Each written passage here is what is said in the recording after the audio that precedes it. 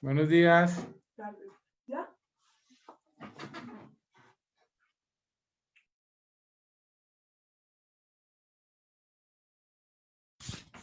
Buenos días. Doctor Germán, ya estamos en línea, ya podemos iniciar.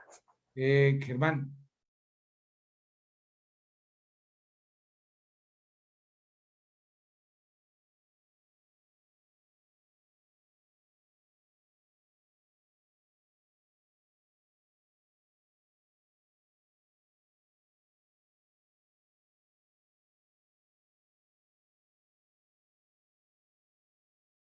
Noches.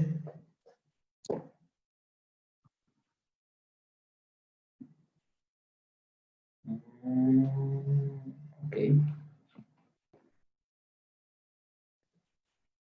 Bueno, muy buenas noches. Buenas noches, cordial saludo nuevamente a la reunión que hacemos de forma mensual a nombre de la Asociación Colombiana de Neumología y Cirugía de Tórax en el capítulo central. Les damos la bienvenida a esta serie de charlas que hacemos cada mes. Esta noche pues vamos a hablar acerca de una enfermedad que pues ha dado mucho que hablar en el transcurso de todo el año y todavía no sabemos hasta cuándo continuemos directamente o nos continúa afectando.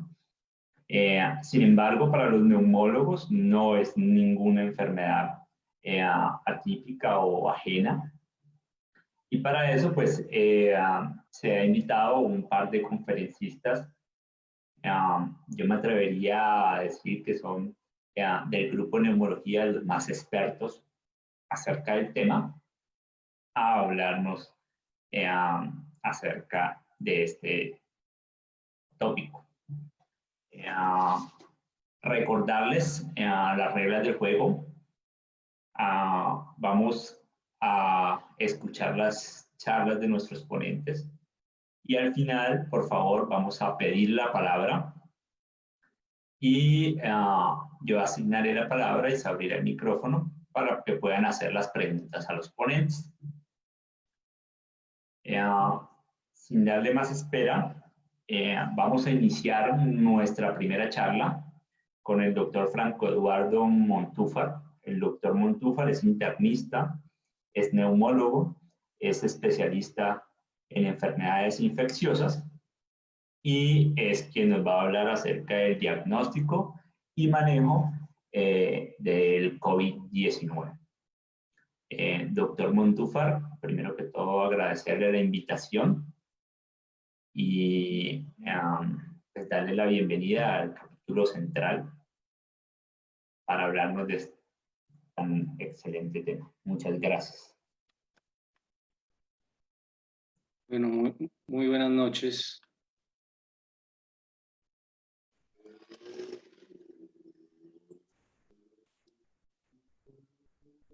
Vamos ya con la presentación. No, doctor. Ahora sí, doctor. ¿Ya?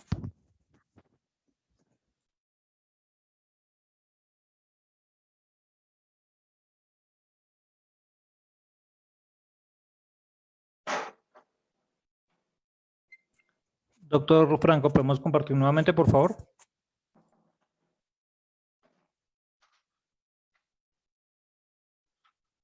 ¿Listo? Listo, doctor. Bueno, muy buenas noches. Muchas gracias, Germán, por la invitación. Muchas gracias también por compartir con Guillermo. Hace rato que no compartimos escenarios, pero es muy grato volvernos a encontrar. Muchas gracias por poder compartir con todos ustedes. Realmente cuando hablamos de diagnóstico y tratamiento de COVID durante todas estos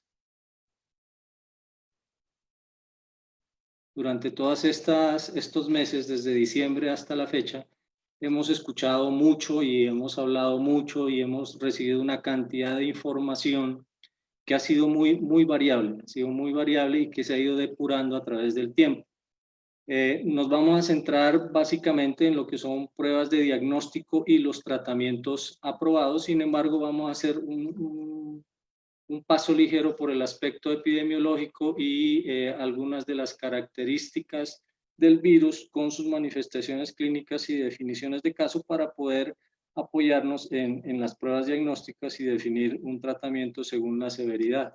Esto es lo que nosotros tenemos desde el inicio de diciembre, en el que empiezan los primeros casos, hasta la situación actual.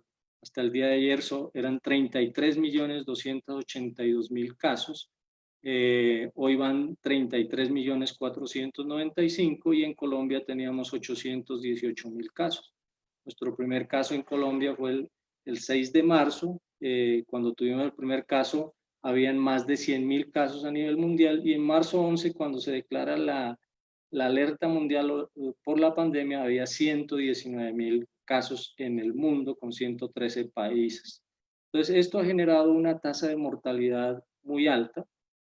Nosotros tenemos 25.640 muertos, y si bien nosotros empezamos tarde, estamos ahorita ubicados en el 5º lugar como generadores de casos de COVID-19. Y esto es importante tenerlo en cuenta porque la situación no ha parado, y es una situación que cada vez con la apertura que tenemos actualmente vamos a seguir teniendo más casos. Esto es un recorderis sobre lo que es la estructura del virus. El virus usualmente tiene una nucleocápside y una envoltura. Es importante hacer énfasis en que en la nucleocápside está la proteína M, y en la envoltura están unas proteínas estructurales mayores, que algunas de las cuales se han considerado importantes tanto para la producción de anticuerpos cuando el organismo reconoce a coronavirus, al SARS-CoV-2, como también las pruebas que están dirigidas para detectar antígenos, las pruebas serológicas, y adicionalmente las vacunas que se están generando contra algunos sitios específicos que generan anticuerpos neutralizantes. Entonces es importante tener en cuenta que cada una de estas estructuras, de estas proteínas estructurales, tiene unas funciones específicas. No me voy a detener en eso, pero es importante que tengamos en cuenta este tipo de situaciones.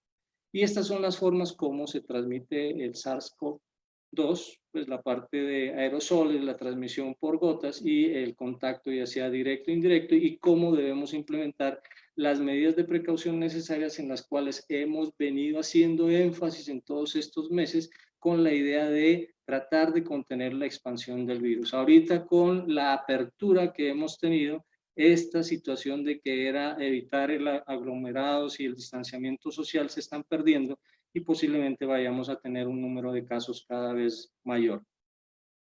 En cuanto a las características clínicas, si tenemos ese contexto epidemiológico y tenemos en mente que las características clínicas, si bien en el tracto respiratorio puede ser una de las principales, hay muchos órganos y sistemas que son comprometidos y que hay manifestaciones clínicas que nos hacen predecir con alta probabilidad la presencia de este tipo de infección.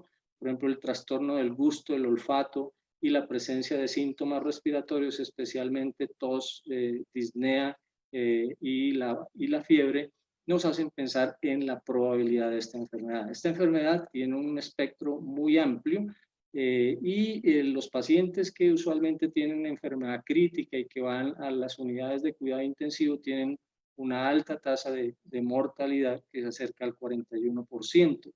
Y en la medida en que la persona tenga mayor comorbilidad, probablemente la enfermedad se vuelve más severa. Es decir, la presencia de comorbilidad también determina que las personas puedan tener o no una enfermedad de mayor severidad.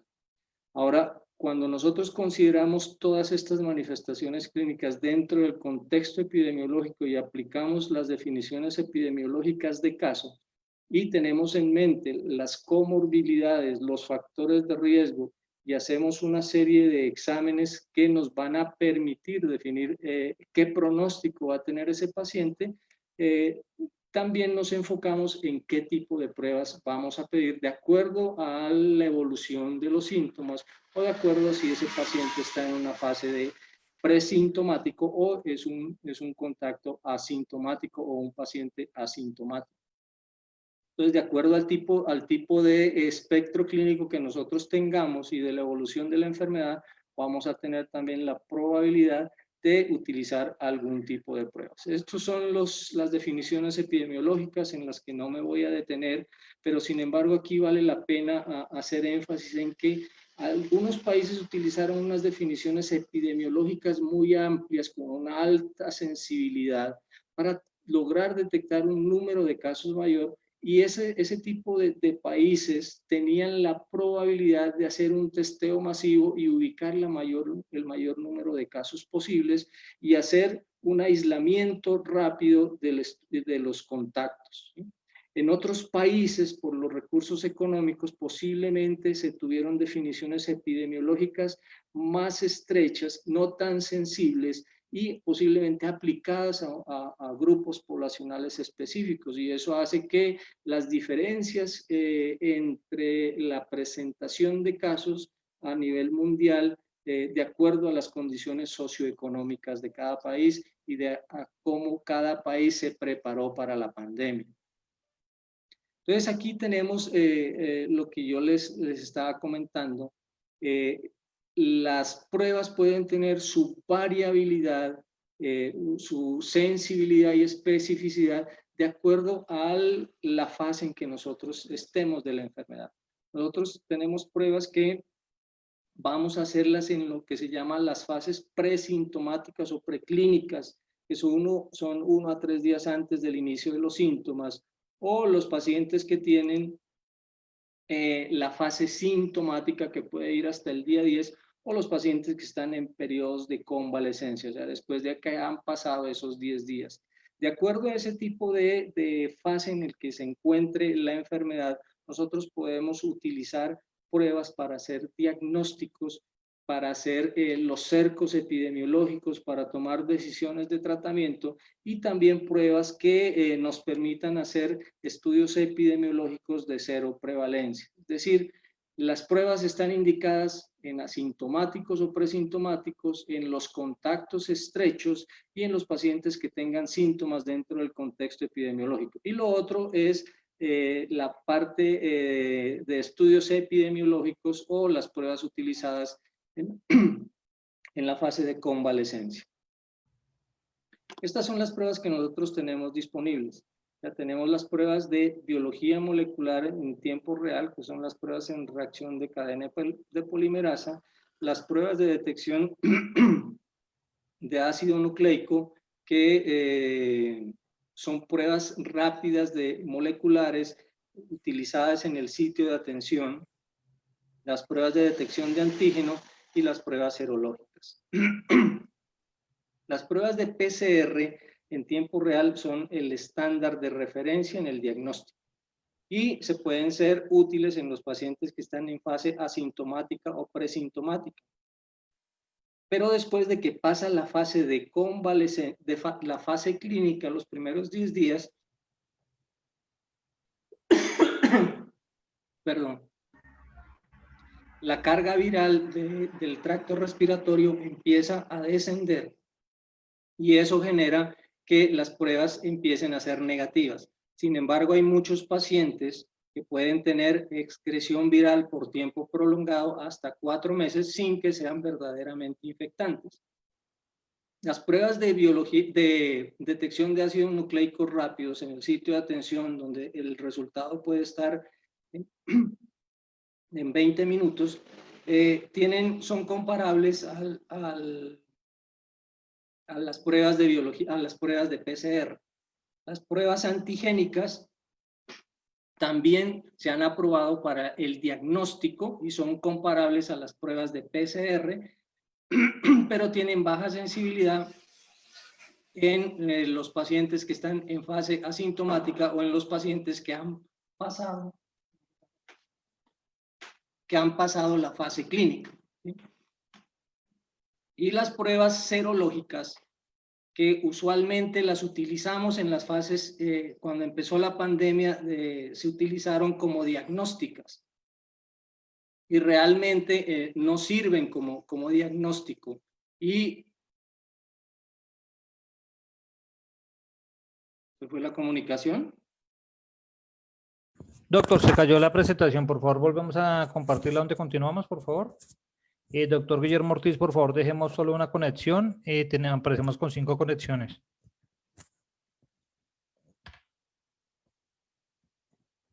¿Cómo hago con una sola conexión? Doctor Franco, ¿puede continuar compartiendo nuevamente, por favor?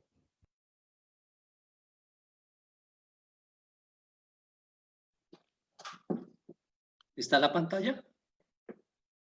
Sí, señor. ¿Sí? Sí, se ve perfecto.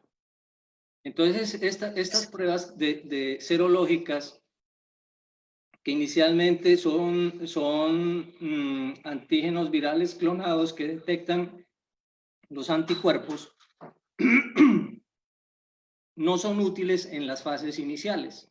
Al comienzo decíamos que fueron utilizadas como diagnóstico, pero actualmente se conoce que después de la segunda semana son donde tienen su mayor utilidad y tienen una alta sensibilidad. Entonces tenemos que las pruebas de detección de ácidos nucleicos, ya sea las PCRs o las pruebas rápidas, son el estándar diagnóstico, y las pruebas de detección de antígeno son pruebas aprobadas también en diagnóstico. Las pruebas de detección de antígenos virales están basadas en anticuerpos monoclonales contra la proteína N de la nucleocápside y son altamente específicas y pueden estar en 20 minutos. Y las pruebas rápidas de detección de ácidos nucleicos tienen una sensibilidad entre el 92 al 100% y una especificidad del 100% comparable con la PCR en tiempo real, con valores predictivos positivos que se acercan al 100% y valores predictivos negativos que se acercan al 91%.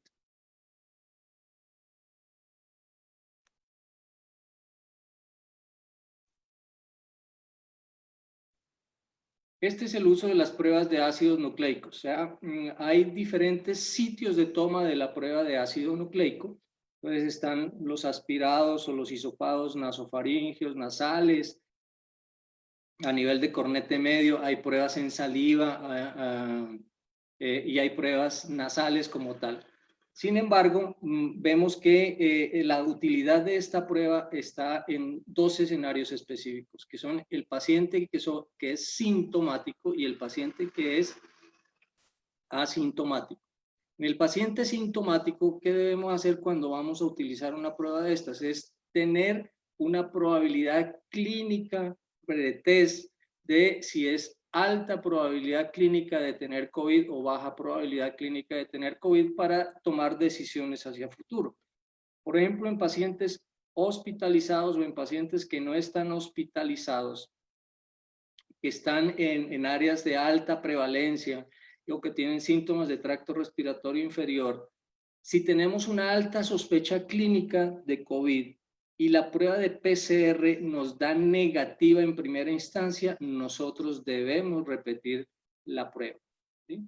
Debemos repetir la prueba en 24 o 48 horas con la idea de confirmar esa alta sospecha clínica que nosotros tenemos, ¿sí? Pero si la sospecha clínica de COVID es baja, con una prueba negativa, nosotros no estamos obligados a realizar esa prueba. Ahora, esa segunda prueba, normalmente en el consenso, en las discusiones que se dieron en el consenso, nosotros decidimos de que esa prueba era viable hacerla en tracto respiratorio superior, pero vamos a ver en unas diapositivas más adelante que esas pruebas, si uno las haría en tracto respiratorio inferior, tuviesen un rendimiento mucho mayor. Entonces, estos son los análisis de las pruebas según el sitio donde la tomamos, ¿sí? Estos son las pruebas de PCR tenemos aquí muestras que son tomadas a nivel oral, muestras nasales, muestras nasofaringeas, muestras nasales, saliva y de cornete medio. Y vemos que las pruebas nasofaringeas y nasales, como las del cornete medio, son las que tienen una alta sensibilidad y especificidad. Por esa razón, son los sitios donde uno debería tomar las muestras para hacer las pruebas de biología molecular. Miren que las pruebas del cornete medio tienen una sensibilidad y especificidad que se acerca al 100%, a diferencia de las pruebas que son en secreciones orales del 56% de sensibilidad. Y últimamente se están publicando muchos artículos donde se hace pruebas de PCR en saliva con una sensibilidad que está en el 85%. Ahora, en la medida en que la probabilidad pretest clínica se incrementa, la tasa de falsos positivos y de falsos negativos se va a disminuir con el uso de estas pruebas. Esto es lo que mencionábamos antes de que si tenemos alta sospecha clínica, si deberíamos tener una prueba de vía aérea superior o realmente tomar una prueba de tracto respiratorio inferior. Miren que la sensibilidad y especificidad de las muestras de tracto respiratorio superior en general están con una sensibilidad del 76%. Y la sensibilidad de las muestras de tracto respiratorio inferior se acercan al 90%. Y cuando comparamos el rendimiento diagnóstico de las pruebas, vemos que el lavado broncoalveolar es el de mayor rendimiento diagnóstico con el 93%, muestras en esputo del 72% y los hisopados nasales del 63%.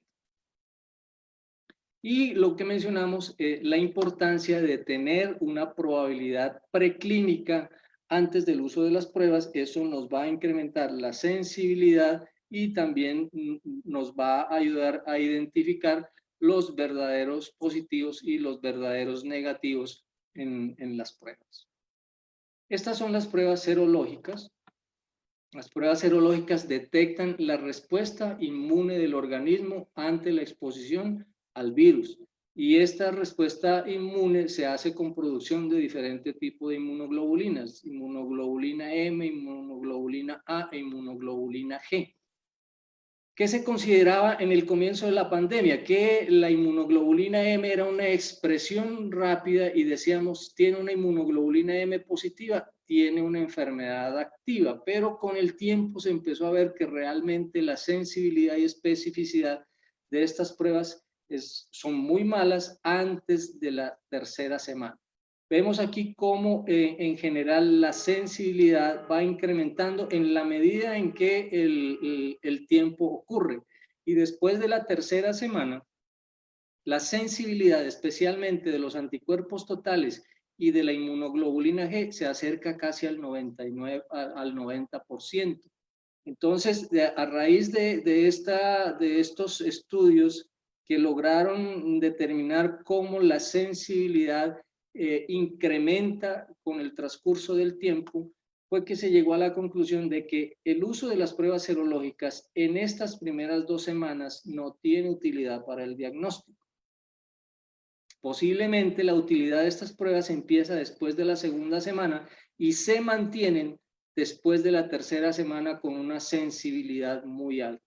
Esta es la razón de que las pruebas serológicas actualmente puedan utilizarse en conjunto con las pruebas de biología molecular, sobre todo en personas que en el transcurso de estas 2 primeras semanas con una sospecha alta de COVID, las pruebas pudiesen haber sido negativas o las pruebas no se realizaron por situaciones administrativas o por condiciones de los sistemas de salud. Entonces, utilizar una prueba serológica con una prueba negativa, con niveles de anticuerpos altos, posiblemente uno ayuda en el diagnóstico de casos recuperados o de personas que tuvieron COVID-19.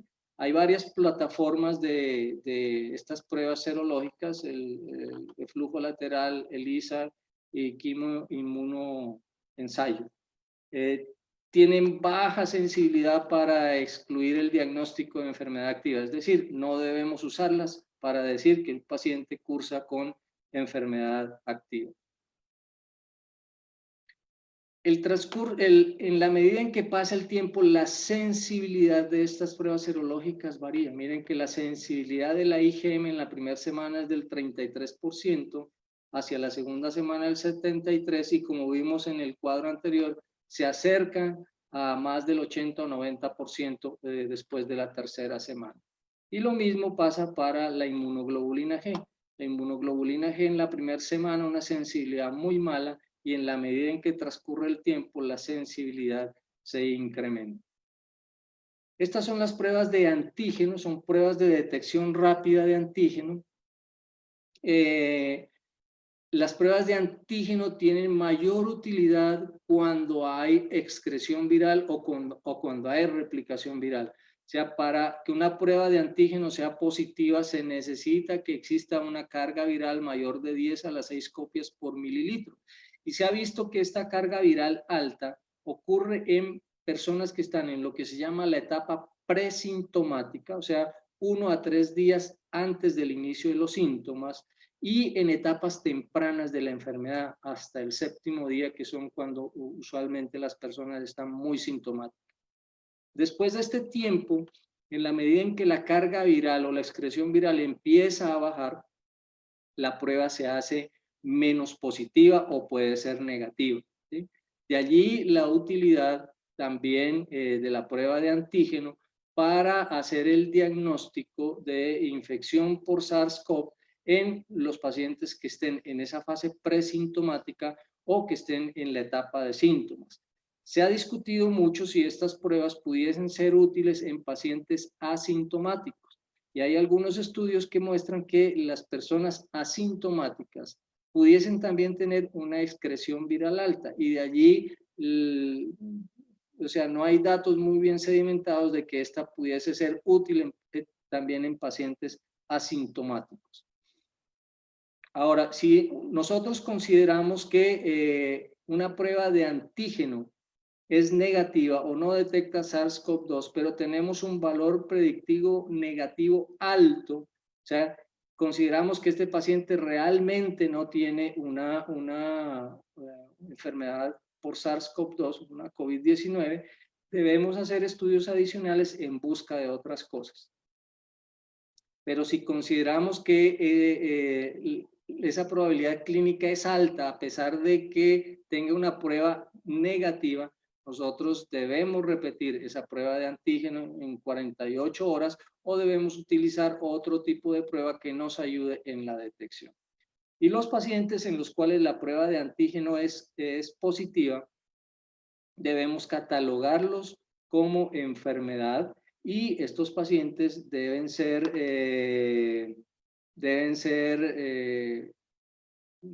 definido su tratamiento de acuerdo a la severidad de la enfermedad. Estas son las características de las pruebas rápidas por PCR o antígeno en sospecha o presencia de COVID-19. Ambas tienen mejor rendimiento en etapas tempranas de la enfermedad, con una sensibilidad que puede llegar hasta el 97% y una especificidad que va entre el 97 y el 100%. Tienen blancos diferentes, o sea, la PCR detecta el RNA viral y la otra detecta antígenos virales. Ambas se pueden hacer en hisopados nasales. La PCR se puede hacer en múltiples muestras. Tienen alta especificidad y la sensibilidad del antígeno es menor que las pruebas de PCR. Son pruebas de bajo costo y que aproximadamente en 15 minutos podemos tener los resultados. Esto es lo que tenemos en Colombia de los casos confirmados de COVID-19. Estamos haciendo pruebas de biología molecular, aproximadamente cerca de 25.000 pruebas diarias. Llevamos 3.302.000 pruebas con una positividad del 25%. Y estas pruebas antigénicas que empezamos a realizarlas hace poco, llevamos cerca de 360.000 pruebas con una positividad que se acerca al 21%. Estos son importantes porque es una forma, sobre todo esta, de hacer un diagnóstico rápido. Acuérdense que las pruebas de biología molecular tuvimos muchos problemas y con demoras que llegaban casi hasta 7 días. Actualmente podemos tener un diagnóstico temprano en 15 a 20 minutos y eso nos permite hacer los cercos epidemiológicos de forma más rápida. En cuanto al manejo y tratamiento para COVID, el conocimiento de la epidemiología y de la fisiopatología nos ha ido mostrando qué tipo realmente de tratamientos han servido. Hubo inicialmente una avalancha de estudios sobre muchos medicamentos que fueron probados y en la medida en que vienen los ensayos clínicos controlados, se viene depurando la información y se vienen descartando varios tipos de tratamiento. Es importantísimo tener en cuenta que las medidas de soporte están de acuerdo con la clasificación de la enfermedad, o sea, debemos clasificar la enfermedad y de acuerdo a eso tener medidas de soporte. Hay una serie de tratamientos que con base en estos estudios o ensayos clínicos controlados fueron descartados ya. Hay cloroquina, hidroxicloroquina, lopinavir, ritonavir, acitromicina, tocilizumab. Hay medicamentos que han demostrado su utilidad y el impacto en mortalidad, como los esteroides, el remdesivir. Hay medicamentos que están en curso en combinación con lopinavir, ritonavir, como es el interferón beta 1A, y hay un estudio reciente que salió de ivermectina sobre contactos estrechos familiares para disminuir el impacto o la presentación de COVID-19. Entonces, cuando nosotros tenemos casos sospechosos o confirmados, lo primero que debemos hacer es tener, si el paciente está asintomático o presintomático, con todas las medidas y manejo en casa. Los pacientes que pueden tener, sobre todo para nosotros es importante que hay muchos pacientes que no encajan dentro de la clasificación de la OMS y de la clasificación china porque se clasifica la severidad de acuerdo a la presencia o no de neumonía, pero nosotros tenemos muchas veces pacientes que tienen comorbilidad pulmonar, ¿sí? Y que pueden estar sintomáticos con presencia o sin presencia de disnea, pero que pueden estar afectados en la parte de la oxigenación. Y eso son grupos poblacionales especiales a los cuales los neumólogos debemos enfrentar con mucha frecuencia. Ya los casos confirmados con presencia de neumonía, de acuerdo a la severidad, con base en el CRB, la saturación y los paraclínicos, vamos a definir si estos pacientes van a ser hospitalizados en salas, hospitalizados en las unidades de cuidado intensivo, o van a ser enviados para su casa para seguimiento. Los pacientes asintomáticos o con enfermedad leve realmente van a tener un seguimiento ambulatorio. Idealmente son seguimientos telefónicos. Todos los pacientes van a hacer aislamiento por 10 días. El aislamiento se va a suprimir una vez que la persona lleve, según la OMS y nuestro consenso, 72 horas sin fiebre y con los otros síntomas en resolución, según las definiciones de CDC, 24 horas sin fiebre y resolución resolución en curso de los otros síntomas. Y eso permite definir un reintegro más rápido a su actividad laboral o a sus actividades cotidianas de las personas. Los pacientes con enfermedad moderada, que van a tener neumonías con saturaciones mayores al 90%, que no tienen comorbilidades, que tienen un CRB menor de 1, posiblemente van a requerir manejo ambulatorio con seguimiento diario y con todas las recomendaciones. Y los pacientes que tengan una mayor severidad van a requerir hospitalización, y en estos pacientes vamos a hacer los paraclínicos de marcadores pronósticos que nos van a ayudar a identificar grupos de riesgo para definir o poner más énfasis en el cuidado de estos pacientes. A todos estos pacientes se les va a dar dexametasona siempre y cuando necesiten oxígeno lleven más de 7 días desde el inicio de los síntomas. Y una de las cosas importantes es que se haya, en los pacientes que vayamos a dar esteroides, es que hagamos una desparasitación previa y adicionalmente descartemos la probabilidad de influenza, porque cuando tenemos infecciones por influenza y damos esteroides, probablemente son enfermedades que pueden tener una mayor severidad o diseminación de la enfermedad. Y de acuerdo al dímero D y al score de sepsis, poder definir si el paciente se va a dar medidas de profilaxis tromboembólicas o dosis intermedias de anticoagulantes, que eso lo hablará, me imagino, Guillermo más adelante.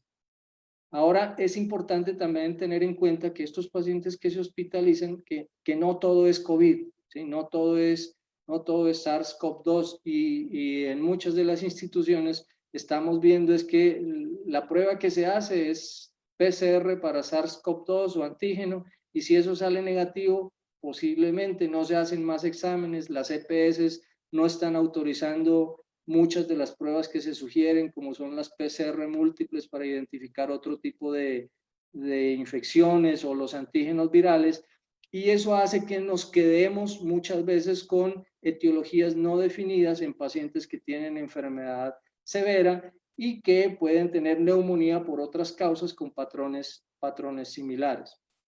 Ahora, en el caso de que también tengamos sospecha de infección bacteriana, la probabilidad de hacer procalcitonina y un seguimiento con base en procalcitonina de acuerdo a estos niveles nos permite definir estudios adicionales o el uso de antibióticos. Y en enfermedad crítica, que Guillermo es el experto en el manejo de estos pacientes, pacientes que desarrollan SDRA, sepsis o choque séptico, van a tener un impacto muy grande en la mortalidad, y en estos pacientes también es importante el uso de los esteroides con los mismos parámetros que tuvimos en cuenta anteriormente, el uso de pruebas diagnósticas adicionales que nos permitan identificar otro tipo de etiología, y es importante siempre tener los factores de riesgo en mente en toda la población que tiene COVID-19.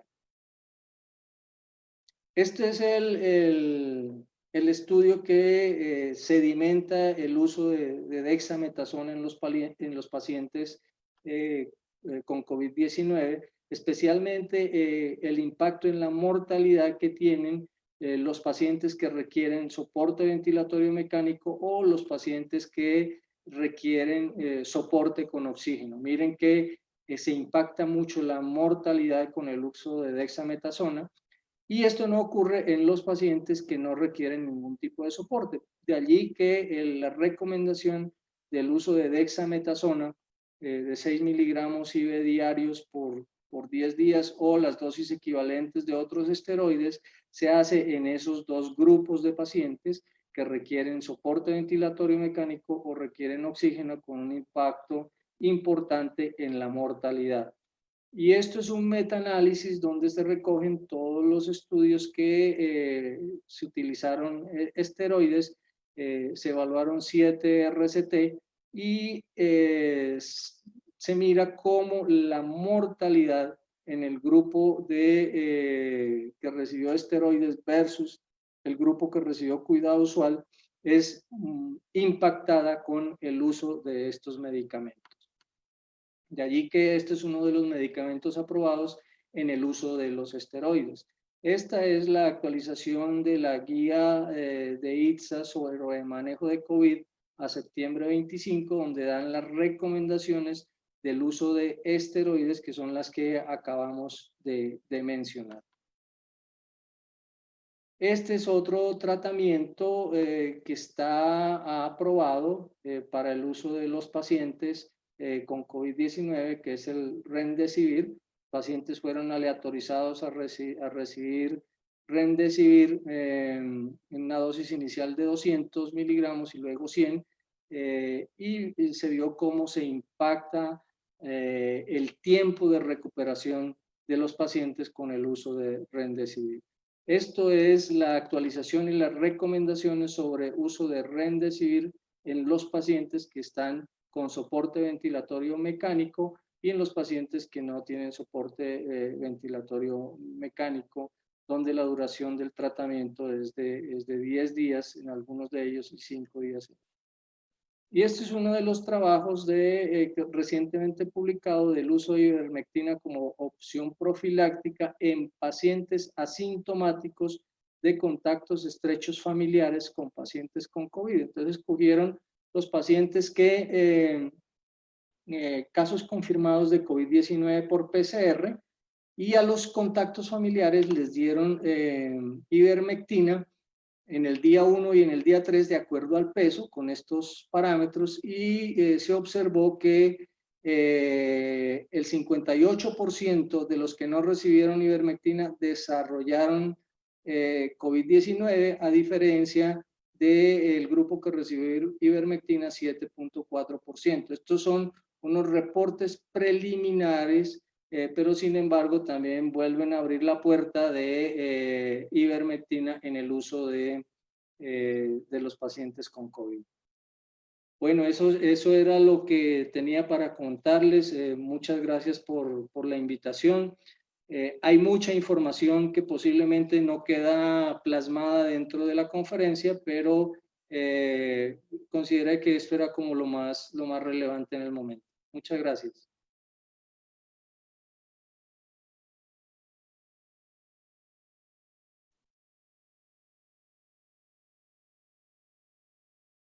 Presentación y un excelente resumen del manejo, del diagnóstico y manejo. Seguimos con nuestra segunda ponencia. El doctor Guillermo Ortiz, quien es internista, es neumólogo, es intensivista, es el jefe del programa de neumología del Hospital Santa Clara y el jefe de la unidad de cuidado intensivo. Nos va a hablar acerca de los fenotipos y ventilación mecánica en el paciente con COVID-19.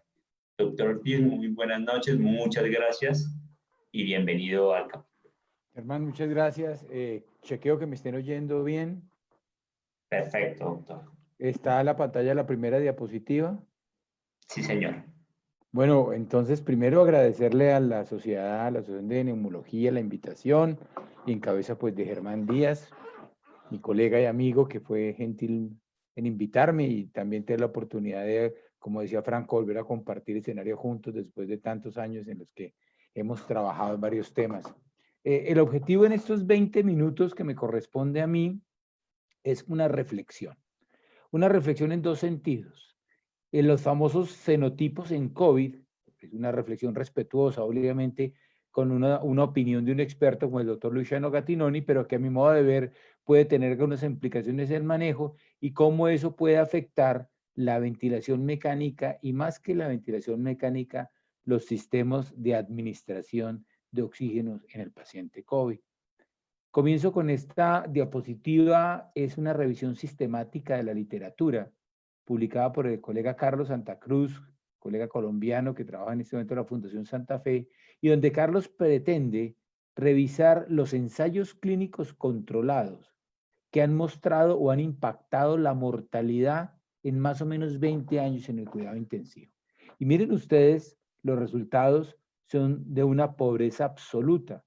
Y vemos que aceptados hay 3 intervenciones que han impactado la mortalidad. 2 estrategias de ventilación no invasiva y una que son los volúmenes bajos en distrés respiratorio. Hay algunas debatidas, como lo que vamos a ver, la ventilación prona, y otras que inclusive son no aceptadas.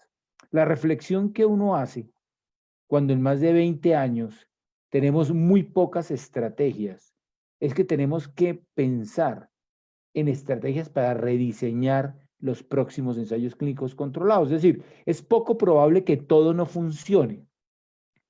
Lo que nos correspondería sería a reagrupar los pacientes que puedan tener mayor probabilidad de que un manejo sea efectivo y mayor probabilidad de tener el desenlace que estuviéramos buscando.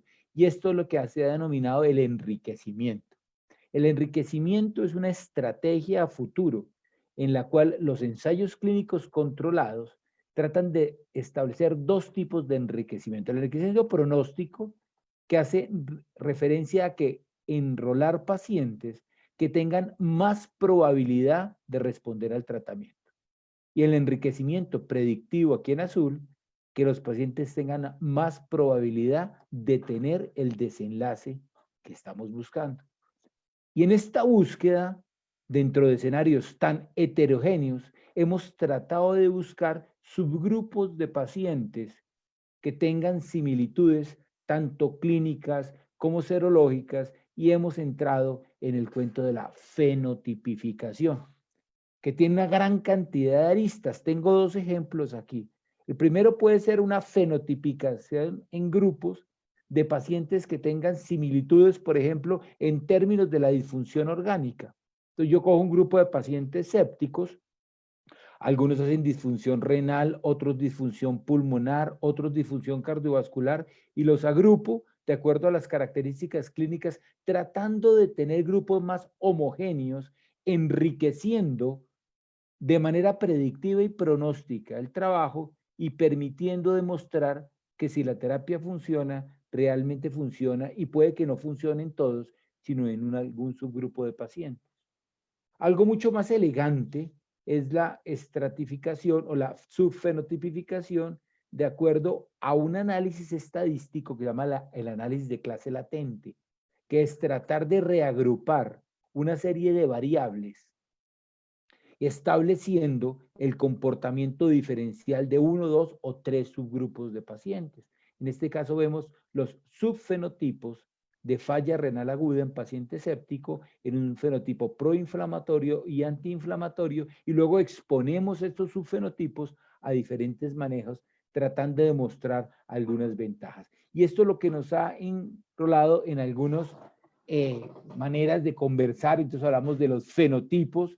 El mejor fenotipo puede ser la definición de Berlín. Es una definición en la cual engloba pacientes con diferentes patologías que tienen presentaciones clínicas y radiológicos similares.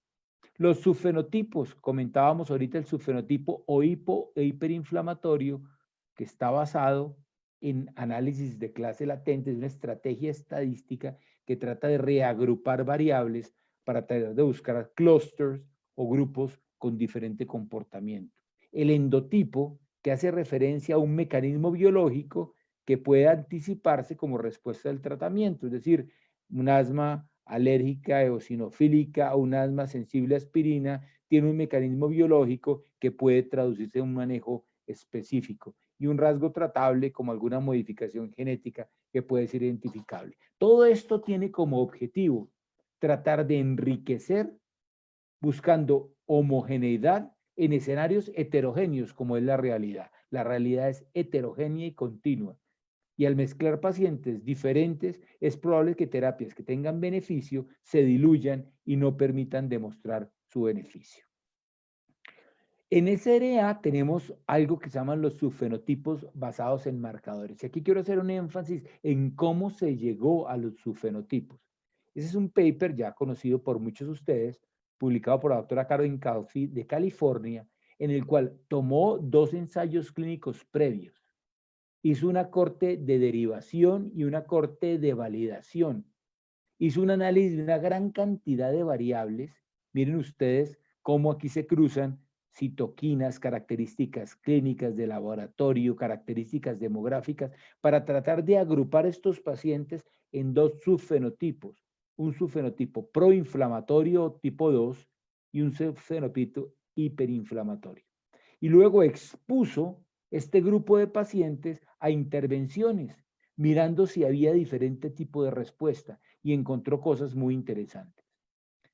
Mire, al principio miró los desenlaces clínicos de los subfenotipos y encontró que el subfenotipo proinflamatorio tiene mayor mortalidad y menor días libres de ventilador y de falla orgánica. Son pacientes más enfermos, tanto en el estudio ARMA como el estudio Alveoli.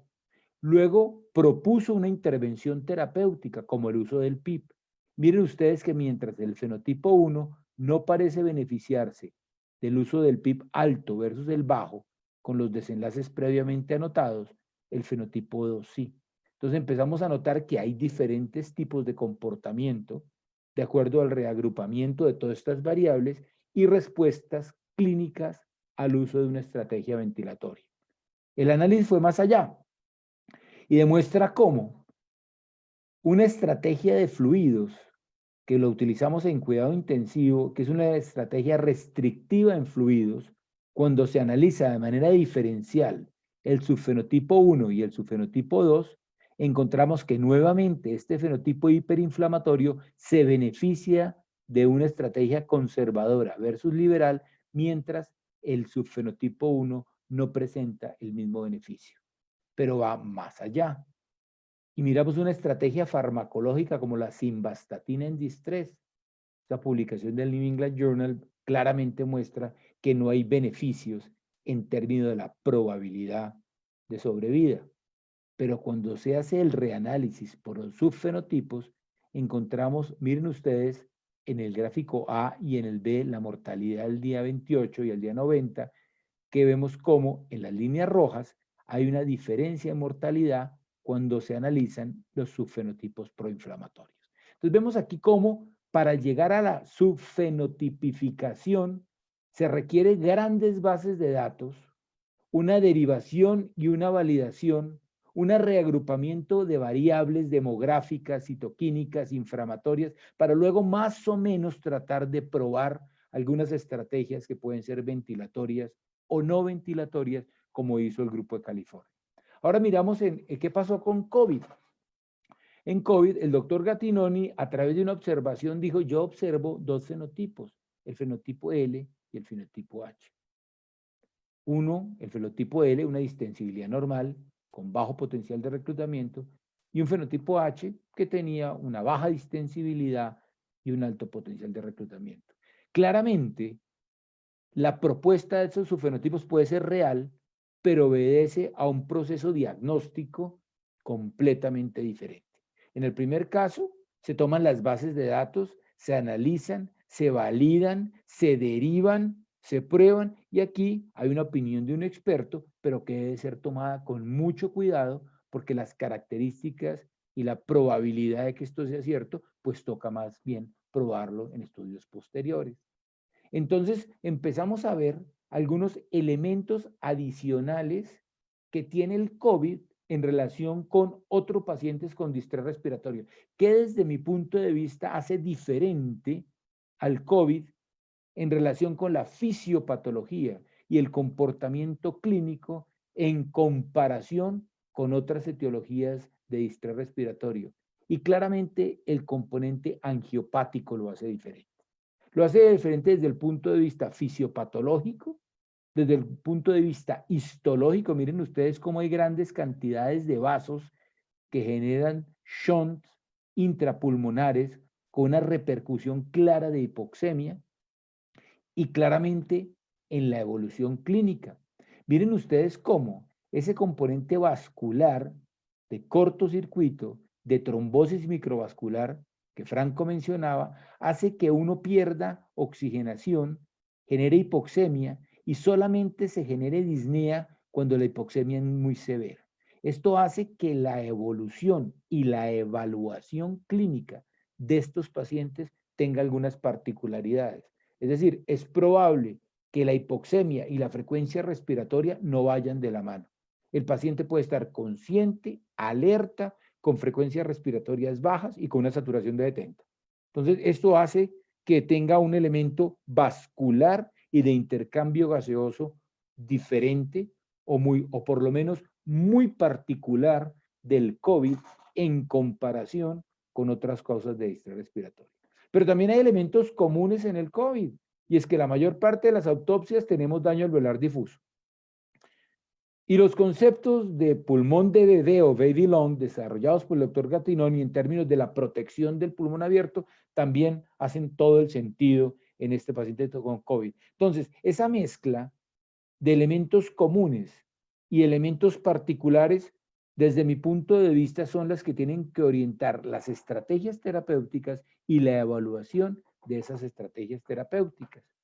Cuando otras experiencias validan los hallazgos clínicos en este trabajo, fíjense ustedes, de un grupo italiano, pacientes con una corte de COVID y pacientes con una corte de no COVID, con distrés respiratorio ambos, encuentra que básicamente casi todas las mediciones son muy similares, compliance, CO2, tal vez lo único que varía sería el ventilatory ratio o la relación ventilatoria, que es una expresión de espacio muerto y podría ser una variable subrogada de componente microvascular. Entonces, desde el punto de vista del abordaje terapéutico de la administración de oxígeno, podemos empezar a decir que la administración de oxígeno ideal es la no invasiva. Y la no invasiva, es decir, no tener un tubo en la tráquea, evita una serie de complicaciones tanto durante el procedimiento como con las persistencias de la intubación endotraqueal de este paciente. Y estos, miren ustedes en esta revisión sistemática con metaanálisis, donde la ventilación no invasiva tiene mejores desenlaces que la invasiva. Más un elemento adicional. Yo quiero no intubar a mi paciente, quiero mirar una estrategia de ventilación no invasiva, pero hay un elemento de seguridad que es evitar aerosoles que también intervienen en la toma de decisiones. Miren ustedes cómo la aerosolización va desde la ventilación no invasiva hasta la marca de no reinhalación, y es donde la cánula de alto flujo empieza a tener un papel relevante, dado que es eficiente para manejar la hipoxemia y además parece tener menos aerosoles o generación de aerosoles y mayor seguridad para el grupo de salud. Entonces empezamos a tener aquí la cánula de alto flujo para manejar los pacientes. No hay ensayos clínicos controlados, hay algunas experiencias observacionales. Aquí simplemente lo traigo. ¿Cómo controlamos la cánula de alto flujo? Y aquí empieza a haber un problema que estamos teniendo en las unidades de cuidado intensivo. ¿Cómo definimos falla o respuesta? Probablemente los elementos clínicos son importantes, la frecuencia respiratoria y la oxigenación, pero una gran cantidad de pacientes, la frecuencia respiratoria y la oxigenación no van en el mismo sentido. ¿Cuándo tomamos la decisión de intubar?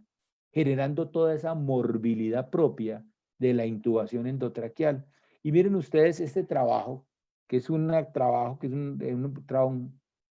papel corto, donde el área bajo la curva más grande, más que los elementos complejos, es la frecuencia respiratoria.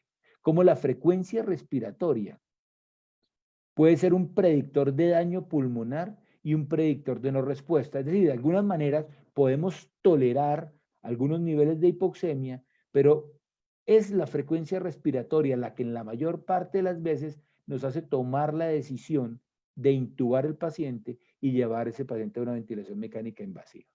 Por otro lado, también probamos estrategias que nos permitan evitar intubar. Y la posición prona la hemos discutido en ventilación invasiva, ahora la discutimos en ventilación no invasiva, y algunos trabajos muestran cómo son series de casos, generalmente sin grupo control, con un número de pacientes no muy grande, muestran cómo la saturación, ¿cierto? Tanto medida como por PAFI, como por saturación, como la frecuencia respiratoria, muchas veces responde la saturación aumentando y la frecuencia disminuyendo durante los episodios de ventilación prona. Ahora, ¿cuándo llevamos al paciente en ventilación no invasiva? Un poco va muy de la mano con lo que estaba compartiendo con ustedes. Lo primero es que la gran duda que uno tiene como clínico es si me estoy demorando mucho en intubar el paciente. Y desde los trabajos de los años 90 de Scott Epstein, se demostraba que el retardo en la intubación tiene una mortalidad atribuible. Este es un trabajo recientemente publicado en el cual comparan 175 pacientes, el tiempo en que fueron intubados en menor de 8 horas, entre 8 y 24 horas y mayores de 24 horas, y no encontró diferencias en mortalidad. Es decir, es probable que en estos pacientes tengamos algo de más tiempo para tomar la decisión de evaluar si responden a una estrategia ventilatoria no invasiva como la cánula de alto flujo, con o sin pronación para mejorar la oxigenación. Y nuevamente, la decisión de intubar. Y este es un score clínico que me pareció muy interesante porque nuevamente retoma algunos elementos que se pueden evaluar al lado de la cama del paciente, como la frecuencia respiratoria, como el movimiento del ala nasal, como el uso de músculos accesorios, da un puntaje y establece un punto de corte, el que sea. La realidad es una variable continua, es simplemente evaluar el paciente clínicamente. Pero nuevamente, tanto en el uso de músculos respiratorios como el score general, la frecuencia respiratoria juega un papel fundamental. Es decir, es probable que desde mi punto de vista es el seguimiento del patrón respiratorio y la frecuencia respiratoria, más que los niveles de oxigenación, los que predigan o los que me permitan tomar la decisión de llevar a un paciente a ventilación mecánica. Lo llevo a ventilación mecánica y ¿cómo ventilo el paciente? Este es un trabajo recientemente publicado por un grupo español, simplemente para resaltar con las mismas estrategias ventilatorias de un SRA no COVID. Por eso el peligro de los famosos fenotipos H y L que me alejen de lo que está demostrado que disminuye la mortalidad, que es el uso de volúmenes bajos, PIB altos, presiones plató por debajo de 30 y presiones de conducción que no superen 15. Las mismas estrategias ventilatorias y probablemente las mismas medidas de rescate en términos de la pronación y el uso de bloqueadores neuromusculares. Alguna salvedad en relación con la monitoría del PIB. Ustedes saben que el PIB mejora la oxigenación, disminuye el cortocircuito, pero también puede comprimir unidades vasculares. Y si un paciente, como en el caso del COVID, tiene compromiso microvascular trombótico, los altos niveles de PIB pueden, como se observa en este fenómeno, aumentar el espacio muerto y generar un mayor desequilibrio ventilación-perfusión, una consideración que vale la pena hacer. Miren ustedes este trabajo de nuestro colega Gustavo Espina de Cali, que básicamente mostró que la disfunción microcirculatoria sistémica se asocia con espacio muerto a nivel alveolar. Y todos sabemos que el dímero D es una expresión microtrombótica y proinflamatoria muy común en COVID y probablemente se asocia con aumento del espacio muerto y ese espacio muerto pues se ve perjudicado con altos niveles de PIB. Aquí vemos una correlación interesante entre los vasos perfundidos a nivel sublingual y la generación del espacio muerto. Es un trabajo que estamos corriendo ahorita en Santa Clara, tratando de correlacionar los niveles de dímero D con el espacio muerto a nivel alveolar en pacientes con distrés respiratorio por COVID. Y ya para finalizar, pues las medidas de rescate son las mismas. Vamos a utilizar bloqueadores neuromusculares, posición prona, con algunas salvedades desde mi punto de vista, pues la posición prona tiene todas las, digamos, todos los argumentos y los pergaminos que no voy a entrar a discutir para homogenizar la relación ventilación-perfusión. Simplemente en este grupo de pacientes estamos tratando de inclusive prolongar las 16 a 24 horas. Hay unas series de casos, tienen ustedes en rojo las prolongaciones, que en algunos se ven beneficios adicionales, simple y cuando podamos evitar los efectos colaterales de la pronación.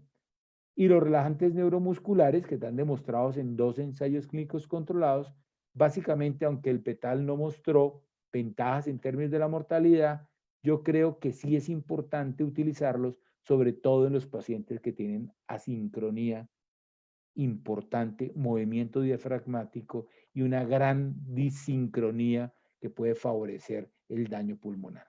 Para terminar, una reflexión, ¿cuáles son los riesgos de una fenotipificación prematura?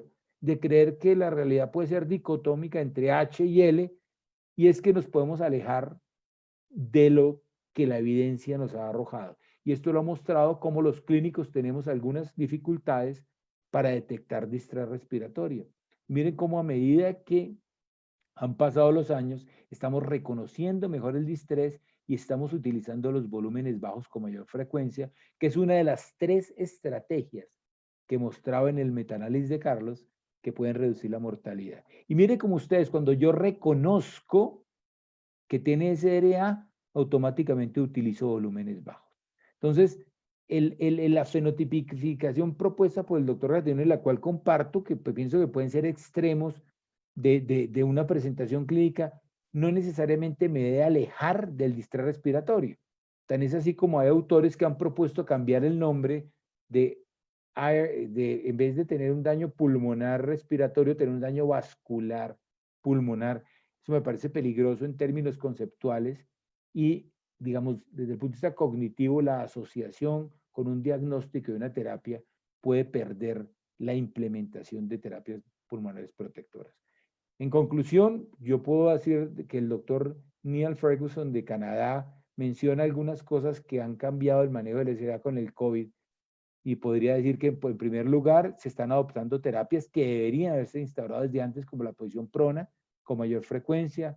Estamos adoptando terapias que son efectivas, como ya Franco lo mencionaba, los esteroides. Estamos empezando a evaluar nuevamente la mecánica pulmonar en el paciente críticamente enfermo, y eso es importante para poder detectar la heterogeneidad, expandiendo líneas de investigación, como ya lo mencionaba Franco, mirando los subfenotipos y tratando de detectar heterogeneidad.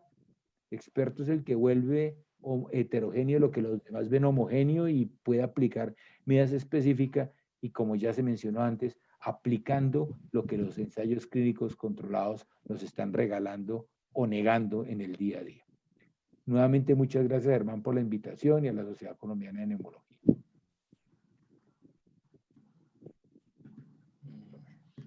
Muchas gracias, doctor Ortiz. Excelente charla, como siempre. Bueno, pasamos a la parte de las preguntas, y invito a los asistentes a revisar, a pedir la mano y poder habilitarles el micrófono para hacer sus preguntas hasta el momento.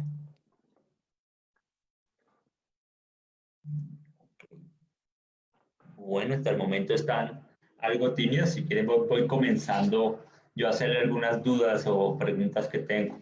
Al doctor Franco, quiero hacer una pregunta. Algunas veces en la consulta me han llegado algunos pacientes que tienen solo manifestaciones gastrointestinales, sabiendo que hay un grupo de pacientes que inician con ese tipo de manifestaciones, a pesar que no son el más amplio grupo, sino que son un pequeño grupo. Esos pacientes, ¿cómo me recomendaría tamizarlos o buscarles COVID en esos pacientes sin ninguna manifestación respiratoria, solo gastrointestinal, solo por sospecha? Sí, de todas formas, esos pacientes, acordate que el sitio de entrada es la parte respiratoria, o es el aparato respiratorio, ¿sí? Y a nivel de tracto gastrointestinal también existen muchas células con receptores de la enzima convertidora de angiotensina, donde se puede pegar SARS-CoV-2.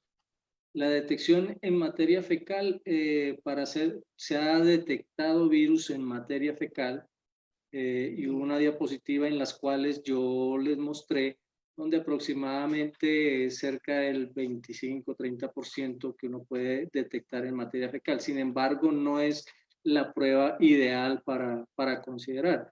Pienso que las pruebas siguen siendo las pruebas de detección de antígenos y la detección de PCR en muestras de tracto respiratorio superior, y tener el contexto epidemiológico especial para definir si el paciente, es decir, la alta sospecha clínica o el pretest clínico que usted tenga con la sospecha de que el paciente tiene o no COVID, es una de las cosas más importantes.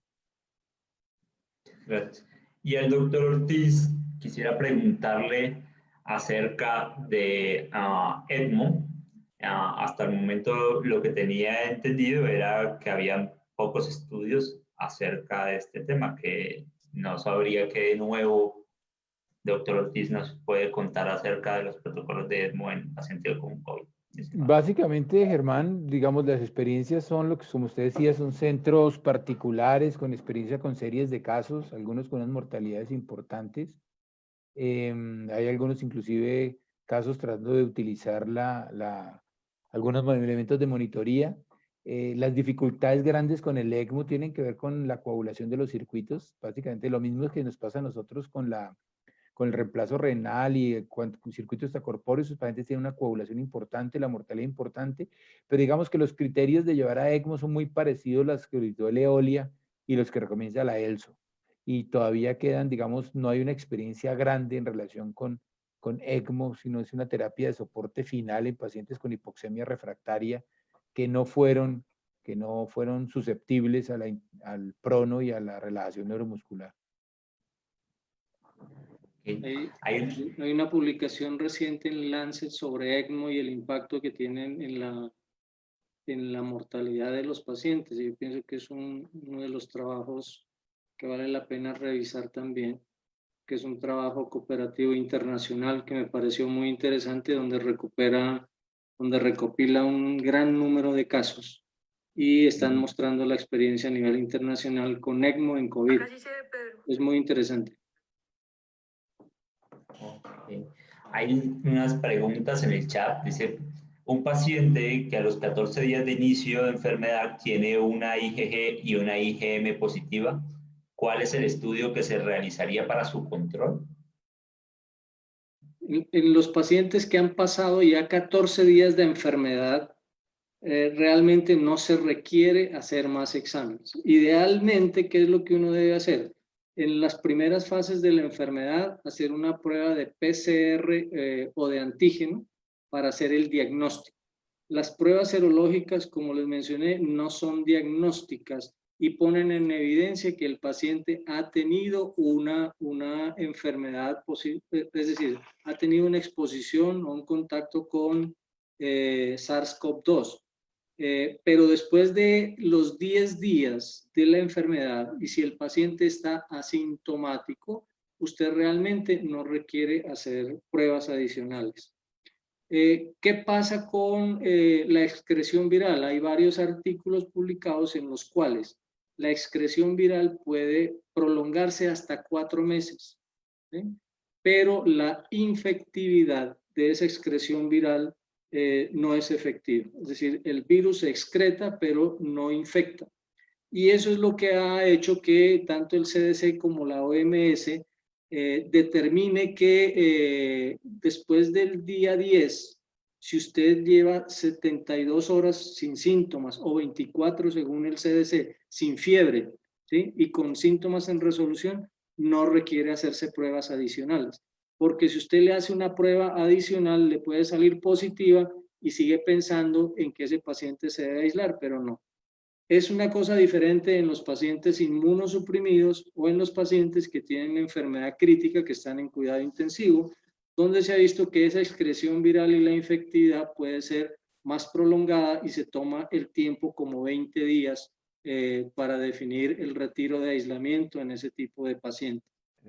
Sin embargo, lo que usted dice es bien importante, Franco. Hay una revisión sistemática que está publicada en Annals, casi que los puntos de corte empiezan a bajar y cuando lo hacen umbral de ciclo, que es una manera de correlacionar, digamos, desde el punto de vista de cultivos virales con la infectividad, umbrales del ciclo por encima de 32, de 34, cuando ese PCR cuantitativo no son infecciosos, inclusive en pacientes críticos también lo que usted decía, se ha disminuido mucho hay pacientes que digan esperando virus 30, 37, 40 días, pero infecciosos por encima de 10 no hay. Entonces, cada vez se ha disminuido más el concepto entre el famoso shedding y el otro es la infectividad.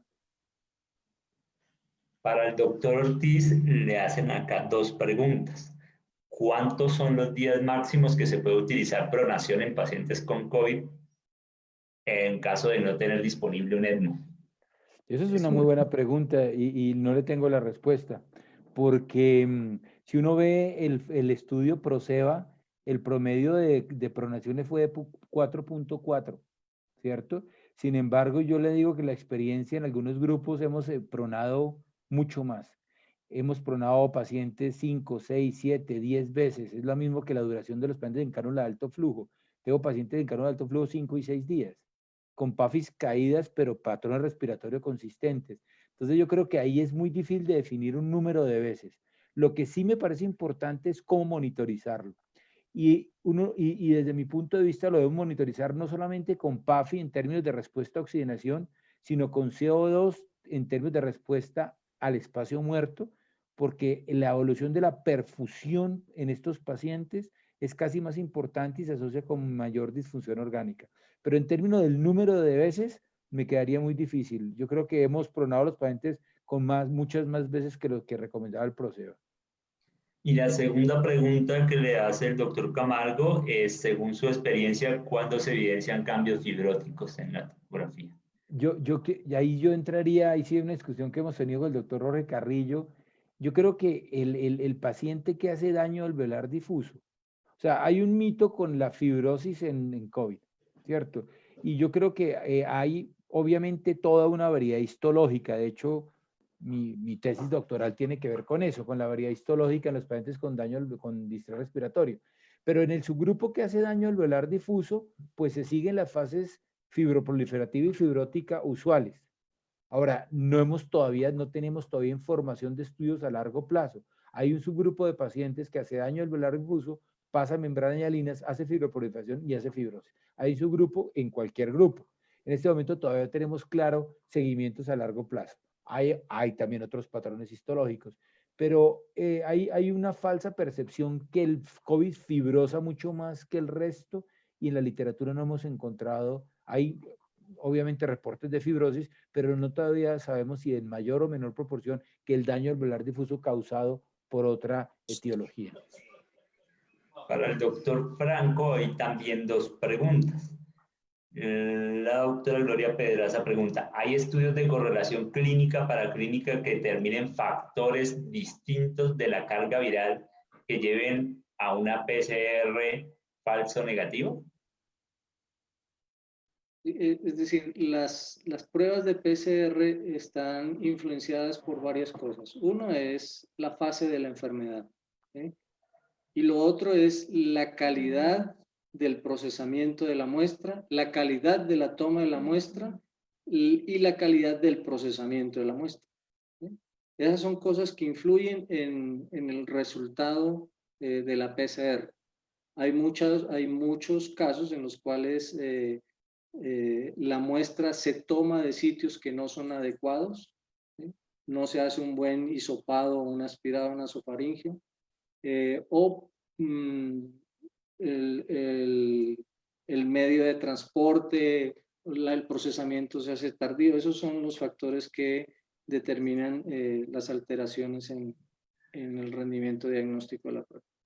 Y la segunda pregunta es, ¿en gestantes han encontrado ya singularidades en la clínica de la infección por SARS-CoV-19, la expresión de la PCR y los marcadores de severidad? La verdad no le tengo respuestas. Es una pregunta muy específica de las gestantes, se hicieron. Hay otra pregunta, ¿qué opinan acerca del uso de N-acetilcisteína en COVID-19? Sí. En general, pues yo voy a hablar de la parte de paciente crítico y a propósito de una revisión sistemática de la literatura y metaanálisis publicada en Tórax, la del mes pasado, sobre mucolíticos expectorantes en distrés respiratorio, hace un análisis de la heparina inhalada, hace un análisis del ambroxol y hace un análisis de la N-acetilcisteína, porque últimamente hay una presión por parte de los fabricantes al uso de N-acetilcisteína. La conclusión en paciente ventilado con distrés respiratorio con o sin COVID es que no hay suficiente evidencia para su uso. Y lo otro es que no hay estudios en curso aleatorizados o ensayos clínicos utilizando acetilcisteína para COVID. De hecho, esta sustancia es la que más futuro parece tener, o no futuro, pero puede tener, primero, plausibilidad biológica y desde el punto de vista, digamos, de respuesta al comportamiento de coagulación, es la heparina inhalada. Porque no olvidemos que desde el punto de vista de coagulación, no solamente la trombosis microvascular, sino la presencia de membrana hialina es una clara evidencia de la activación de la coagulación, en este caso a nivel epitelial. Entonces hay algunos trabajos en evolución con heparina inhalada. Los únicos trabajos previos son en inhalación con gas tóxico, con smoke de SRA, que hay algunos estudios observacionales con heparina.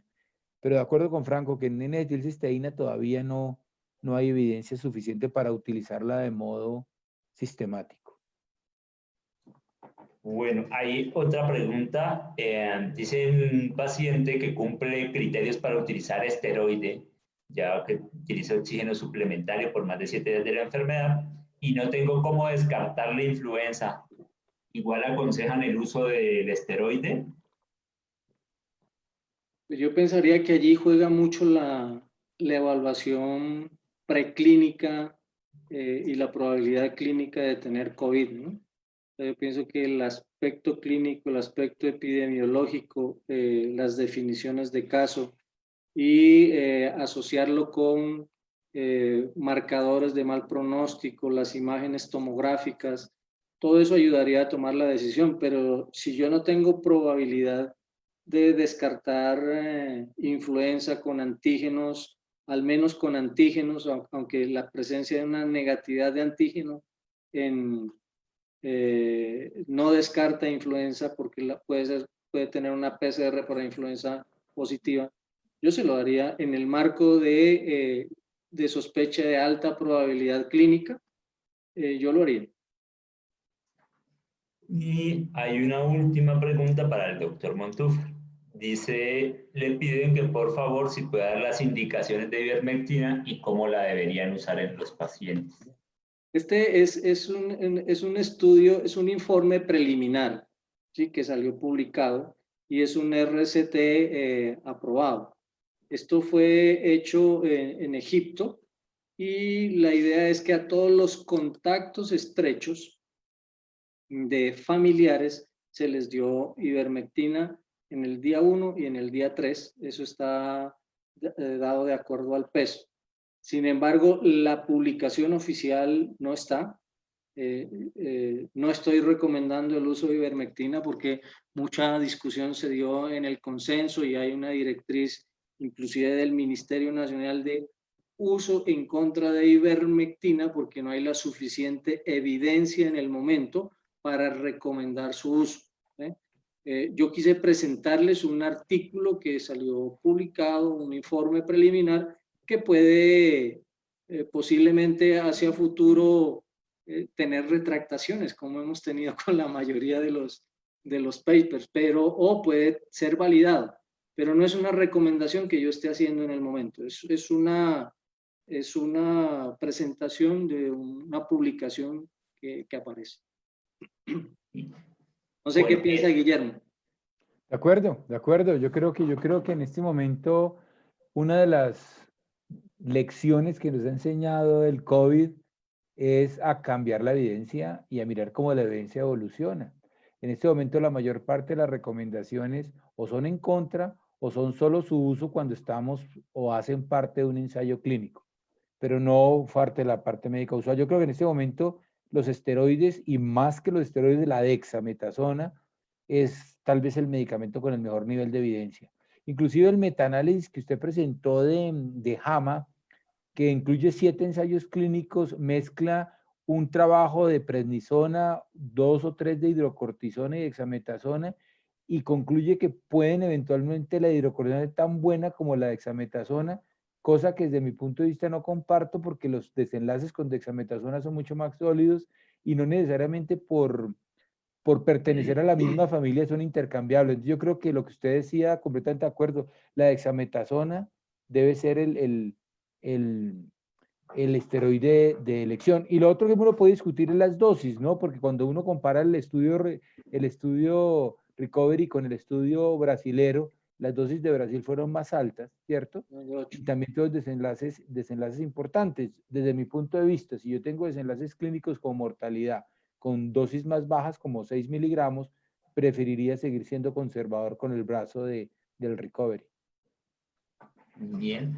Manuel Andrés Malagón está pidiendo la palabra. Por favor, Manuel, el micrófono es tuyo. Bienvenido.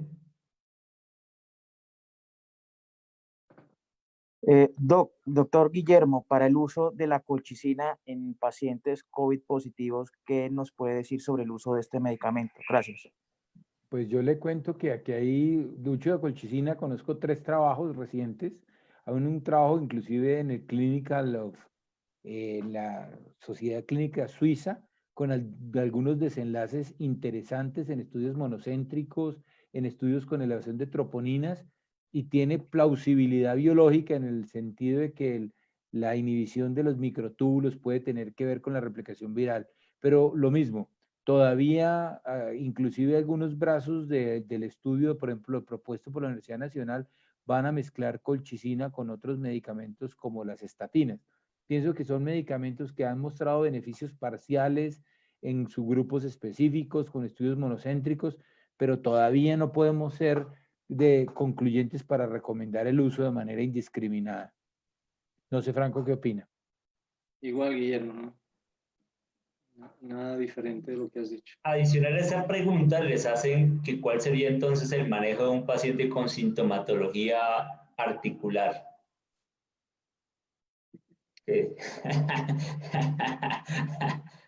Mis pacientes, debido al midazolam y al fentanil, digamos dejo que... para después de que salgan de la UCI. Sí. Sí. Realmente experiencia en el manejo articular de paciente con COVID. O sea, que uno diga, hay artritis por COVID, no lo tengo en mente, no lo he leído. Sí, Y yo pensaría que el manejo debe ser sintomático. Ha habido mucha discusión sobre el uso de antiinflamatorios no esteroideos en los pacientes con COVID. Hay algunos que soportan su uso, otros que dicen no utilizarlo, porque podrían expresar en mayor cantidad los receptores de enzima convertidora de angiotensina y eso pudiese desencadenar mayor enfermedad. Sin embargo, realmente no se ha confirmado que eso sea verdad. Yo pensaría que los antiinflamatorios no esteroideos pudiesen ser una probabilidad en ese caso. Sí, digamos que uno podría mirar dos aristas. Uno es que clínicamente manifieste como artralgias o enfermedad reumatológica. Y dos, son las secuelas neuromusculares y osteomusculares del paciente con COVID. En relación con el ibuprofeno, de acuerdo, los estudios observacionales no pudieron buscar asociaciones específicamente entre ibuprofeno y mayor severidad, que se trató de decir al principio. Y lo que sí se está viendo es que estos pacientes tienen un estado hipermetabólico después de la segunda semana con un síndrome de desgaste muy importante. Y lo que vamos a ver el próximo año es el síndrome post-COVID, donde los problemas cardiovasculares y los problemas osteomusculares sí van a ser muy importantes, más como secuelas de toda la enfermedad crítica y el estado hipermetabólico de estos pacientes durante su estancia en cuidado intensivo. Muy bien. Al doctor Diz le preguntan que cuál sería la experiencia de las recomendaciones respecto al tiempo y al uso de relajantes musculares en pacientes con COVID-19. Bueno, ahí nos tocaría la mejor evidencia disponible en no COVID. Tenemos el estudio Accuracy de Papazian y el PETAL recientemente publicado, que les he mostrado yo alguna gráfica, donde hay varias cosas que concluyen. Primero, es que es el cisatracurio, ¿cierto? Aunque dada el desabastecimiento, muchas veces nos toca recurrir a otros. Dos, yo personalmente pienso que en un paciente que no esté asincrónico, que no esté haciendo esfuerzos importantes, que no esté desacoplado, no tiene sentido relajarlo. Hemos pronado pacientes con sedación, no necesariamente la pronación y la relajación van de la mano, porque se ha demostrado que más que el beneficio del relajante, es el famoso daño pulmonar autoinfligido, del que vamos a hablar mañana, en el cual el pulmón, al tener movimientos diafragmáticos muy importantes, puede generar presiones transpulmonares que generen daño. Entonces, digamos que, ¿a quién se hace? ¿Cuánto tiempo? Normalmente en el trabajo de Papazian son 24 o 48 horas. Algunos pacientes, y esto de manera ya no basado en evidencia, sino en experiencia nuestra, hemos tenido que relajarlos por más tiempo, dadas unas asincronías importantes. Pero en general más o menos son 24 o 48 horas de relajación y muchas veces cuando se pronan toca también relajarlos, pero no en todos los pacientes. Preguntan a los panelistas en cuanto al uso de dexametasona, ¿se recomendaría en pacientes con requerimiento de oxígeno que tengan menos de 7 días de síntomas? Por ejemplo, que tengan 2 días, ponen ahí. ¿Qué opina Franco? Lo que pasa es que muchas veces el inicio de los síntomas es difícil de detectar en los pacientes con COVID. Hay muchas situaciones en las cuales la sintomatología es tan leve que posiblemente el inicio de la enfermedad empezó mucho tiempo antes de lo que dice o de lo que relata el paciente. Pero si yo tengo un COVID confirmado y tiene desaturación y tiene compromiso pulmonar, yo se lo daría, independientemente de antes del día 7. Y yo creo, y tiene sentido, porque si uno va un poco a la literatura, recientemente el grupo del doctor Villar publicó en Lancet un trabajo en SDRA con dexametasona, y los resultados fueron buenos. Yo personalmente era escéptico con los trabajos de Meduri con metilprednisolona publicados desde 1998 y los de Chest, pero este trabajo del doctor Villar, utilizando dexametasona con resultados positivos y dos ensayos posteriores que más o menos replican los resultados, pues hace pensar que probablemente sí la dexametasona es un medicamento que tiene beneficios y menos efectos colaterales. Nos preguntan acerca de en el paciente con enfermedad moderada o severa, ¿cuánto tiempo debería ser el aislamiento que se debería tener en este paciente? Hablamos ya de que lo ideal son 10 días, ¿sí? Ya 10 días a partir del inicio de los síntomas. Eso es una de las cosas importantes a tener en mente. Después del día 10 se ha visto que los pacientes, como mencionamos anteriormente, pueden tener excreción viral, pero no son infectantes. Si al día 10 el paciente está sintomático con persistencia de la fiebre, habría que extender el aislamiento hasta el día 14. Pero si el paciente al día 10 ya ha hecho defervescencia y los otros síntomas vienen en resolución, no quiere decir que tenga ausencia de todos los síntomas. O sea, los criterios adoptados es defervescencia, ausencia de la fiebre sin presencia de medicamentos, ¿sí? Y que los otros síntomas vayan en resolución, no que estén ausentes. Entonces, ese paciente en el día 10 usted le puede retirar el aislamiento. Nos preguntan ahora acerca de, ¿realmente hay pacientes asintomáticos que pueden contagiar a otras personas o son pacientes presintomáticos que de pronto en el momento están catalogados como sin síntomas? Eso es una... es decir, puede tener esa parte de cruce en esos 3 primeros días, ¿cierto? Pero paciente asintomático es la persona que nunca desarrolla síntomas. Personas usualmente son contactos estrechos de un paciente con COVID positivo. Hay muchos familiares, por ejemplo, que nunca desarrollan síntomas a pesar de que el familiar cercano tuvo COVID-19. Ese es el asintomático. Y se ha visto que esas personas tienen excreción de carga viral y pueden ser contagiantes.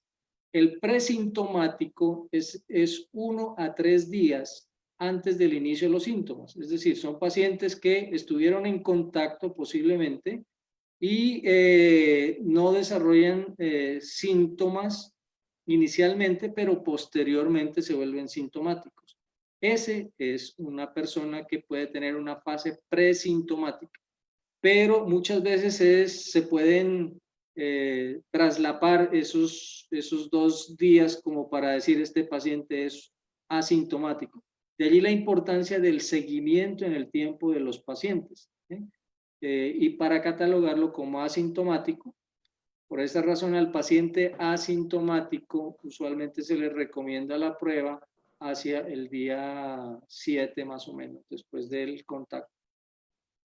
Acá voy a abrir 2 preguntas. Preguntan esencialmente si la aspirina qué beneficio tiene y en el caso de utilizar heparinas de bajo peso molecular, ¿cómo se ajustarían al dímero D? ¿Cuándo hacer profilaxis y cuándo hacer anticoagulación? Ahí nos metemos en una camisa de 11 varas. En este momento, inclusive hay una revisión sistemática de la literatura publicada en Critical Care la semana pasada, mirando las recomendaciones de los consensos, y son completamente diferentes. O sea, desde los trabajos de Tang, el trabajo famoso de Tang, que dice que un dímero D con un punto de corte anticoagular los pacientes, que no era un ensayo clínico controlado, era un trabajo observacional descriptivo retrospectivo, en el cual observó que los pacientes anticoagulados con un dímero D alto podían beneficiarse, hasta el grupo francés que él recomienda utilizar la combinación en terapia de oxígeno, dímero D e índice de masa corporal, tratando de llevarlo desde la profilaxis hasta la anticoagulación completa, pasando por una profilaxis, digamos, intensa, hasta no anticoagular y solamente hacer profilaxis independientemente de los niveles de dímero D. Encontramos todas las variedades, todas esas estrategias basadas simplemente en opiniones. Todavía no es claro. Los más conservadores dicen, haga profilaxis y en el paciente que tenga evidencia de trombosis venosa profunda o embolismo pulmonar, sí anticoagula. O sea, tenemos todas las variedades. Obviamente sabemos que los pacientes que tienen dímero D muy alto, ferritinas altas, probablemente tienen más probabilidad de hacer trombosis y vemos series impresionantes. Ahora, en ninguna de ellas es claro el papel de los antiagregantes, como la aspirina, que genere adicionalmente beneficio. O sea que en esto todavía hay una ausencia de evidencia impresionante. Nos preguntan qué hay de nuevo sobre la inmunidad a largo plazo. Ese es un tema controversial aún, ¿sí?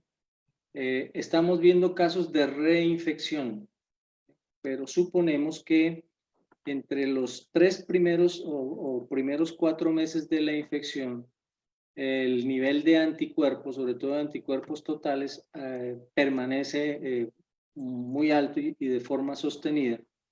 Pero a partir del tercer o cuarto mes, los niveles de anticuerpos pudiesen empezar a descender y pueden existir casos de reinfección. Por eso los CDC recomiendan que personas después del cuarto mes que tengan síntomas nuevamente compatibles con COVID se deben retestear y hacer nuevas pruebas para descartar la probabilidad de reinfección. Es inusual, pero ya estamos viendo los casos de reinfección. Sí, hay un reporte reciente, tal vez era la semana pasada, del CDC europeo, con 6 estudios de casos de Nevada, de Bélgica, de India, de Ecuador y otro país, en los cuales se documentan 6 casos claramente de reinfección, con algunas variaciones digamos, en términos de los nucleótidos entre la primera infección y la segunda, pero como las cepas no son homogéneas, entonces sí está, aunque no es usual, como dice Franco, sí está documentado con cambios genéticos y un espacio suficiente para descartar que no sea falsos negativos de seguimiento de PCR. Nos preguntan que, bueno, nos hacen afirmación que la tos es frecuente después de los 10 días. ¿Cómo sugieren el manejo? ¿Con corticoides inhalados o con broncodilatadores? ¿Y qué tipo de broncodilatadores? Es una pregunta para el moderador, a ver qué piensa. ¿Usted qué opina? La mayor parte de los pacientes que se están manejando actualmente con broncodilatación normal les va muy bien. Generalmente después de los 3 meses, junto con rehabilitación pulmonar, les va fenomenal. Sin embargo, trabajos exclusivos acerca de eso o evidencia exacta no hay hasta el momento. Ni siquiera de la misma rehabilitación pulmonar. Es una de las cosas que yo pienso que estamos aprendiendo, ¿no? Usualmente, ¿qué pasa después de las infecciones virales a nivel del epitelio respiratorio? Que es lo que muchas veces hemos visto con los pacientes que hacen virosis respiratorias, quedan con cuadros de hiperreactividad bronquial y adicionalmente las infecciones virales pudiesen ser un desencadenante hacia futuro de cuadros de asma, ¿sí? O de cuadros de hiperreactividad bronquial asociada a las infecciones virales respiratorias. Entonces, esos pacientes mejoran mucho con broncodilatadores. Lo que tú dices, o sea, yo no conozco trabajos en el momento que digan vamos a definir qué ha pasado con la parte de función pulmonar en los pacientes que están en post-COVID y cuáles son las pruebas de función pulmonar que tenemos en este momento. Yo no los conozco realmente, pero es posible que ya estén en curso. Hay una publicación en Critical Care de la semana, del mes pasado sobre espirometría 2 semanas por COVID y encontraron de todo. Encontraron fenómenos sensitivos, obstructivos, no fue homogéneo, pero hay dos cosas que comparto con ustedes. Primero, 2 semanas no es un tiempo suficiente para definir un patrón de comportamiento obstructivo, no es un tiempo suficiente de seguimiento. Y lo otro es que sí es importante, es que muchos de los pacientes no tenían pruebas normales. Entonces, en los trabajos de seguimiento a largo plazo, hay muchos trabajos que dicen que la tos es uno de los síntomas que más persiste en el tiempo, con un promedio, como decía Germán, hasta de 3 meses. Y pues la última pregunta sería toxicidad por oxígeno, hipoxemia permisiva en paciente con COVID. Pues yo creo que esa es una pregunta que nos hacemos cada vez que veo a un paciente hablando con uno con PAFI de 60. O sea, Sí. es una angustia permanente. De lo que hemos aprendido un poco en el publicación del New England Journal del 2008, que muestra que la gente que subió al Everest llegó a tener PA2 de 18 y bajaron y seguían normales, empezamos a reflexionar sobre que es posible que sea mucho más grave la hiperoxemia que la hipoxemia. Y empezamos a tenerle más miedo a los niveles altos de oxígeno. Y tuvo algunos trabajos, uno publicado en JAMA por el grupo del doctor Belomo, que mostraba algunos beneficios. Sin embargo, si ustedes observan, el New England Journal de este año sacó el ROX, en el cual no hubo beneficios de la hipoxemia sobre la hiperoxemia o el manejo conservador. Realmente sobre eso todavía no sabemos. Algunos subgrupos de pacientes que parecen beneficiarse como los sépticos de uno u otro lado. Lo que sí es claro es que el paciente con COVID específicamente lo vemos todos los días. Tengo 3 de esos pacientes, lo que llaman la hipoxemia feliz. Son pacientes que pueden tener saturaciones de 70 y estar perfectamente. Y hay una disociación entre el patrón respiratorio y los niveles de oxigenación. Pero lo vemos es que tampoco hay por lo menos secuelas obvias con nuestros niveles de oxigenación.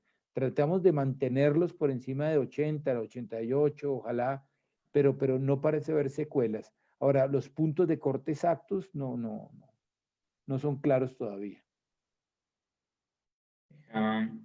Llega una última pregunta. ¿Qué tipo de compromiso intersticial secuelar se conoce hasta el momento en el paciente con COVID? Sobre todo en el estado post-COVID, o que haya recibido soporte ventilatorio. No conozco estudios de biopsia, pero la mayor parte de los estudios de autopsia lo que muestran es efecto citopático del virus, compromiso macro y microvascular y membrana hialina, porque son hechos en pacientes en autopsias. Pero no conozco estudios de biopsias a largo plazo. Hay la famosa neumonía aguda fibrinoide, que es esa famosa, es como una variante del daño alveolar difuso descrita ya hace más de 10 años, que parece ser una entidad que responde a esteroides, pero no es una fibrosis. Es una variante histológica que también se presenta en las segunda semana. No sabemos si evolucionará a fibrosis, pero se considera una entidad que responde a esteroides. Sí, totalmente de acuerdo. Yo pienso que en eso pues apenas se está conociendo acerca de la enfermedad. Bueno, yo creo que contestaron todas las preguntas. Les agradezco nuevamente la asistencia, las excelentes charlas. Yo creo que la información que nos han suministrado esta noche pues nos deja en parte muy tranquilos acerca de lo que llevamos hasta el momento. ¿Que nos queda más por conocer? Claro que sí. Todavía nos queda mucho más de aprender acerca del COVID. Y muchas gracias nuevamente y ojalá tenerlos acá más seguido. Germán, muchas gracias por la invitación y Franco, un placer haber compartido con usted esta noche. Muchas gracias a ustedes, hermano. Listo, que estén muy bien. Bueno, gracias. Muchas gracias. Que tengan buena noche. Buenas noches. Hasta luego.